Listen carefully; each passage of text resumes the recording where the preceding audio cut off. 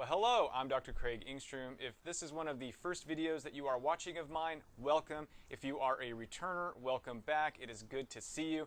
In this video, I'm going to be talking about how I passed the Certified Professional in Talent Development examination, otherwise known as the CPTD, which is offered by the Association for Talent Development.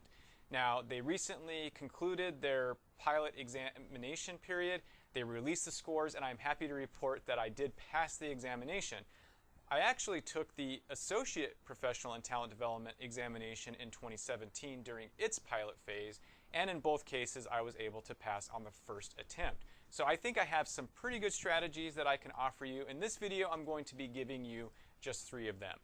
So in future videos, I might do things like compare the 2 examinations, talk about more strategies, and so forth. So be sure that you like this video so others will see it, get that algorithm going, as well as subscribe or follow me on LinkedIn.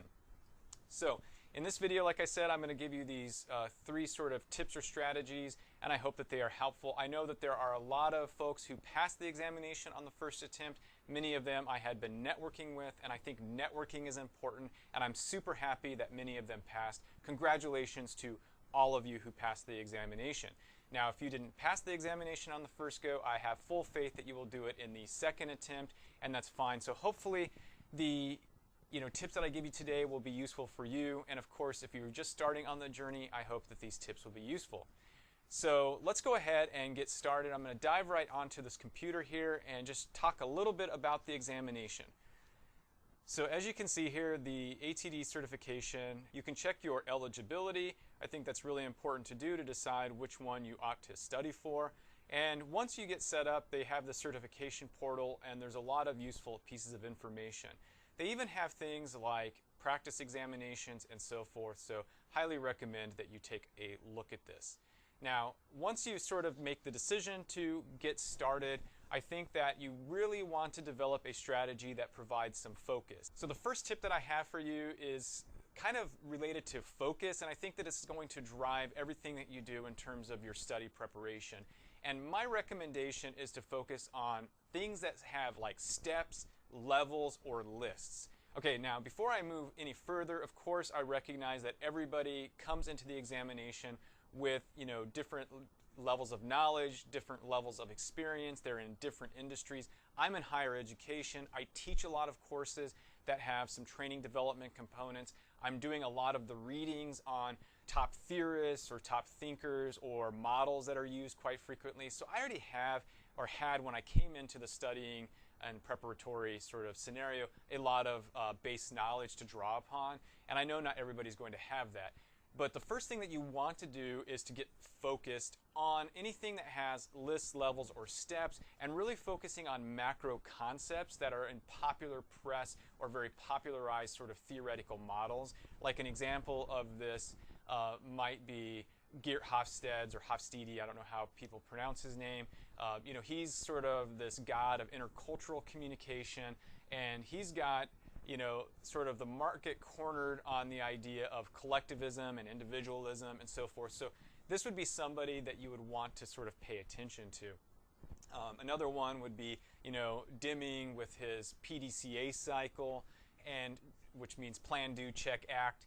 And again, just sort of memorizing this. You don't have to necessarily read and get into details, but look at their models. And in fact, you will find that in a lot of resources, like in the TD Book of Knowledge, or TD BoK we call it, it has a lot of this material. So you're really going to want to focus on that. And you want to focus on anything with lists, levels, and steps. So for example, Kirkpatrick's 4 levels of evaluation. You want to sort of remember that. I just remember the acronym RLBR. That helps me sort of remember that the first one's going to be like a reaction. I'm going to evaluate how people interact with my training. And in fact, when I was taking the examination, I would just sort of write down these sort of quick acronyms and things so I would remember them when it came to the questions. Another one would be obviously the ADDIE model, and finally in conflict, Thomas Kilmann model. And why are these sort of important? You don't have to be an expert in them. You don't have to be a scholar. You really just sort of have to understand that that's what a lot of folks, when they're writing the questions, are going to be drawing on when they're writing them. I happen to actually be a question writer for the APTD exam, and I wrote questions. I went to the ATD headquarters, we met in groups, we looked at the questions, we talked about them, and I could say that just most of them are built on sort of macro concepts and lists, levels, and steps. Because those are easy questions to write, like if you have to give 4 responses in a multiple choice and you want distractors and then only 1 right answer, it's actually kind of hard to get there. But if there's like, with Kirkpatrick 4 sort of steps, your wrong answer is going to be something that's not there. Now, the exam questions are based on sort of what would you do in context, so it's not going to be given, but if you sort of think about like, well, reaction is that first level of analysis, and the question is asking you about what to do immediately following a training, or actually at the end of a training, well, reaction would be the first one. So you'd have to know the steps, you'd have to know Kirkpatrick's evaluation, and you'd have to know how to apply that in context. But you would have to start with sort of just studying those lists. So again, focus just on that material would probably get you pretty far and actually doing quite well on the examination. So that was my first tip for you. So the second recommendation I would have for you, once you sort of get focused on the idea that you just want to start learning list level steps and macro models, is to then get the TD BoK, or get it in, these steps are not necessarily in order, but you want to have the TD Book of Knowledge. One of the benefits of having been in the pilot examination is we got a copy of this as part of our fee, at least the electronic version of it, which actually is quite cool. You can go in and you can highlight, you can share resources with other people who are studying, you can create note cards. I actually have a video on that. I will try to provide a link in the description to that. And I think it's a really good tool. So I actually abandoned the electronic book because I found that I studied best if I was on sort of the treadmill or my bike training, and I could just study more easily from that. Plus I just work better with print books probably from my academic training. But this is a really good resource, as you can see here. One thing you can do is you can get the print version, or you can get the digital and print version bundle. I would just highly recommend that, and the pricing I think is quite reasonable. At the time I think I went for a deal, and you can wait till a deal comes around. I think I got it for the print book for $100. But I would highly recommend that you get the TD BoK, because it really does have a lot of that content of lists, levels, steps, and those macro models, and you could start there.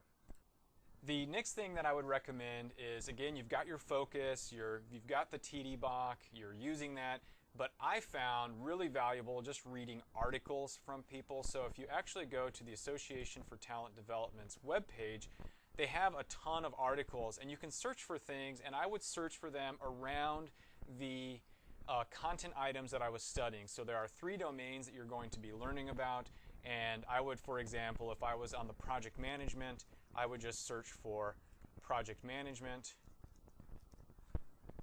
click on that, and then I would go through and I would see sort of what articles or publications were valuable, and that's what I would really spend my time reading. I found that they provided really good context, really good examples of how you would use concepts in practice, and I think that was very helpful on the case study portion of the examination.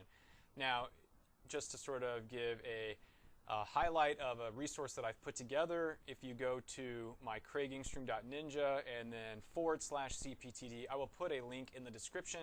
You will see that I did catalog my 8-week journey, and what I did here is I primarily offered resources for folks to read based on the articles that I was finding. So just for example, I curated a list of articles in this blog that I think would be useful. So for example, you can just come down here and you can see here is an article that I found useful. In some cases I provide quite a few articles. In other cases I gave only 1 or 2. But I found that this was very helpful for me, and curating it helped me sort of commit that to knowledge. Now again, I know everybody's process is going to be different. I actually didn't spend as much time studying as I thought I would.